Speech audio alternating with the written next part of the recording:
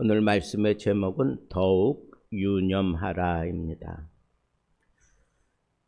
요즘 시대를 무엇으로 표현하면 좋을까 하는 그런 생각을 가끔 할 때가 있습니다. 그런데 어떤 통찰력 있는 사람이 이 시대를 통찰한 내용이 이런 겁니다. 이 시대는 주의력이 가장 부족한 시대다.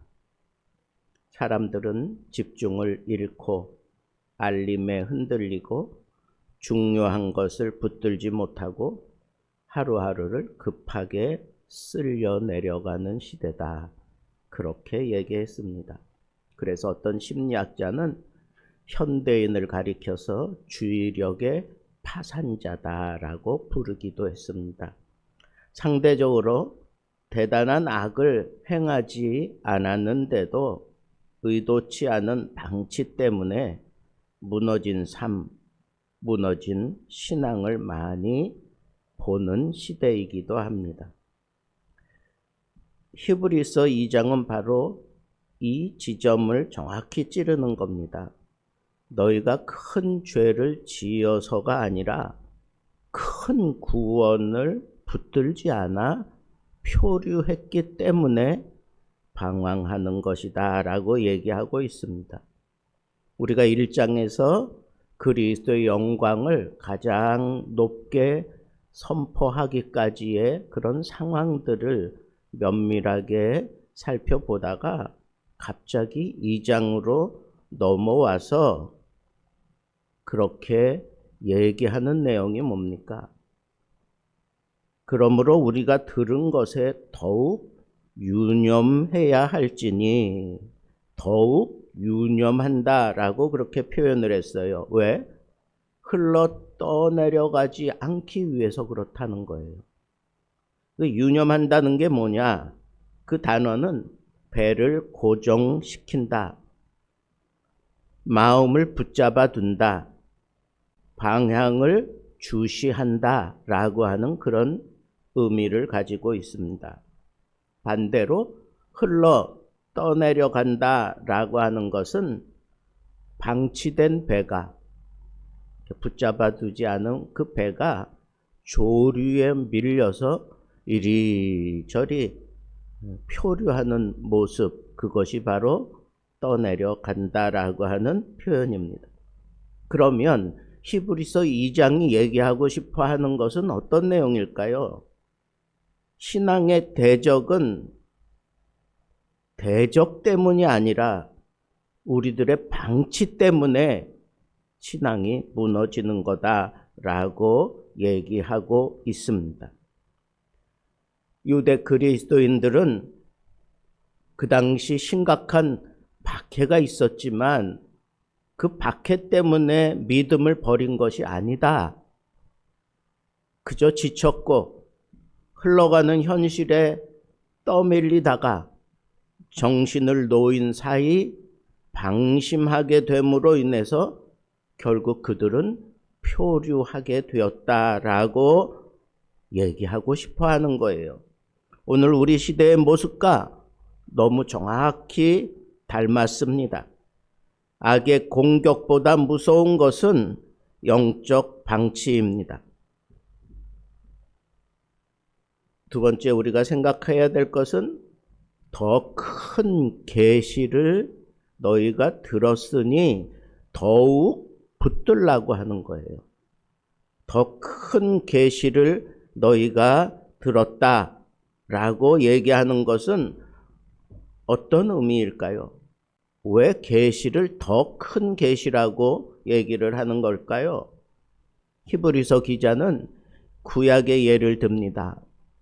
천사들을 통하여 하신 말씀이 견고하게 되어 범죄와 불순종이 공정한 보응을 받았다.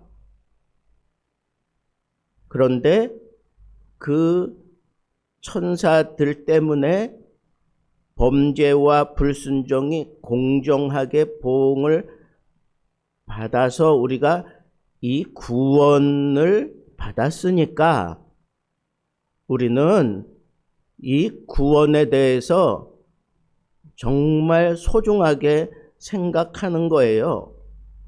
그 구약의 산에서 울리던 그 계시, 천사들도 그것을 중재해서 역사했던 그 계시는 작은 계시에 속해 확실하게 다 벗겨지지 않은 계시에 속합니다. 그런데 그 말씀을 구약시대에도 무시하면 그에 대한 정당한 보응을 받았다, 무시하면 심판받았다라고 하는 거예요. 하물며 만물을 창조하신 그분 예수 그리스도가 지금도 보좌에 앉아서 우주를 붙들고 있는 그분 예수 그리스도가 친히 이 땅에 오셔서 전하신 그 복음이야말로 큰 구원인데, 그것을 우리가 유념하지 않고 흘려보낸다면 어찌 피할 수 있겠느냐 하는 거예요. 심판을 피할 수가 없다는 거예요. 이 말은 우리에게 경고하는 말씀입니다. 첫 번째로 하는 경고입니다. 히브리서가 첫 번째로 하는 경고, 그것은 구원을 구원답게 받지 않고 구원을 구원답게 붙들지 않으면 우리는 그에 대한 책임을 면할 수가 없다고 하는 경고를 분명하게 하고 있는 거예요. 여러분, 우리는 단번에 이룬 그 구원 때문에 나는 무조건 천국 간다 생각하면서 이 구원에 대해서 너무 등한히 여기고 등한히 생각하는 그런 경향이 있는 것 같습니다. 이에 대한 경고라고 생각해야 합니다. 우리의 시선을 높여주려고 하는 그런 경고입니다. 히브리서의 깊은 의도는 이런 거예요. 너희가 지금 너희들이 보고 있는 이 현실보다 더 크고 더 강하고 더 장엄한 계시가 이미 너희에게 주어져 있다. 그것을 큰 구원이라 그렇게 얘기하는 거예요. 구원도 큰 구원이야. 구약시대보다 더욱 큰 구원, more highest savior. 여러분, 이 큰 구원은 그냥 우리가 받아들일 것이 아니라 이 큰 구원이 내 속에서 잘 유지되고, 그리고 이 큰 구원이 오히려 나를 꽉 붙들 수 있도록 우리가 이 세상에 흔들리지 않고 이 구원에 붙들려 살아가야 되는 것, 그 모습을 우리는 유념한다라고 그렇게 받아들이면 좋겠습니다. 더 나아가서 이 큰 구원은 이미 확증된 구원이다. 3절 하반절부터 4절까지 그 얘기를 하고 있습니다. 저자는 이 큰 구원이 허공의 얘기가 아니라는 거예요. 지선상의 아리아처럼 들려지는 뭔가 그냥 저 너머에 있는 것이 아니라 내 피부에 와 닿는 내 삶의 역사 속에서 실제로 증거된 확실한 구원이 바로 이 큰 구원이다. 세 가지로 이 큰 구원에 대해서 확증합니다. 첫째는 예수께서 먼저 말씀하신 구원입니다. 복음의 기원은 인간이 아니라는 거예요. 인간의 사상에 이어서 생겨난 게 아니라는 거예요. 하나님의 아들이 친히 선포하신 구원이라는 겁니다. 두 번째는 들은 자들이 그것을 증언했다라고 하는 거예요. 어떻게? 사도들을 보니까 생명을 걸고 증언했습니다. 사람이 만든 이야기를 위해 생명을 걸지 않습니다. 그들은 부활하신 예수를 실제로 보았기 때문에 그들은 증언했던 겁니다. 셋째로 하나님이 표적과 기사로 그 큰 구원을 확증하셨습니다. 우리들의 삶의 현장에서 하나님은 말씀을 그냥 던져두지 않으시고 능력으로 인을 찍으셨습니다. 이를 위해서 역사하셨고 천사를 보내셨고 성령을 부어서 그 복음 진리가, 그렇게 계시된 그 복음 진리가 온전한 완전한 복음인 것을 하나님의 방법을 동원해서 확증하셨으니까 흔들리지 않는 큰 구원이라고 얘기하고 있는 겁니다. 그런데도 흔들리는 것은 복음 자체가 흔들리는 게 아니에요. 그 복음을 붙잡고 있는 우리들의 이 연약한 손일 뿐입니다. 그래서 우리는 이 이루어진 큰 구원을 이 역사 속에서 증언하며 살아야 돼요. 그렇지 않고는 우리가 세상이 흔들릴 때마다 같이 흔들리며 그냥 떠내려 보내는 그런 어리석음을 저지를 수밖에 없습니다. 오늘 우리 현재의 모습을 보십시오. 오늘 현실에 방치된 영혼들이 얼마나 많습니까? 그 원인이 뭡니까? 큰 죄를 지었기 때문입니까? 아니에요. 그보다는 현대인들의 가장 큰 고민은 악이 아닙니다. 악은 점점 아주 요란해지고 굉장히 심각하게 우리 앞에 나타나긴 하지만 진짜 구원에 있어서 큰 문제는 방치하는 거예요. 방치하는 거. 그게 오늘 이 히브리 기자가 얘기하고 싶어하는 가장 큰 울림입니다. 성경은 내일 하지 말고 오늘 들으라고 얘기합니다. 하지만 사람들은 오늘은 너무 피곤하니까 내일 믿겠다고 합니다. 이렇게 한 걸음 밀리고 한 달이 흐르고 한 해가 지나면 믿음은 어느 순간 자신도 모르게 표류하게 됩니다. 우리가 죄의 길로 뛰어든 것은 아닙니다. 그냥 단지 흘러 떠내려가고 있을 뿐입니다. 너무 많은 성도가 큰 죄로 넘어지는 것이 아니라 큰 구원을 붙들지 않아서 넘어지는 것입니다. 말씀을 맺겠습니다. 큰 구원을 붙잡고 다시 닻을 내리자는 겁니다.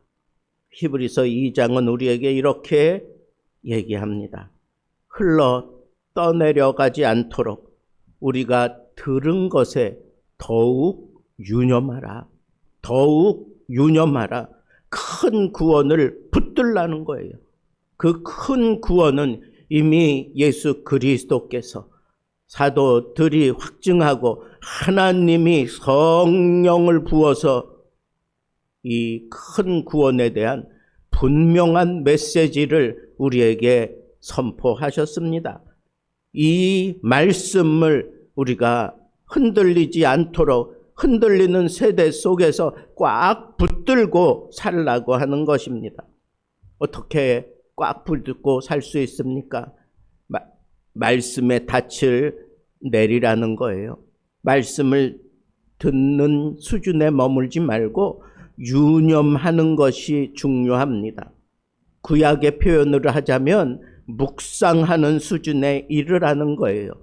내가 깊은 밤 갑자기 일어나서 하나님 말씀을 읊조리면서 깊이 묵상하는 그런 상태까지 이르는 것, 그것이 바로 말씀의 닻을 내리는 것입니다.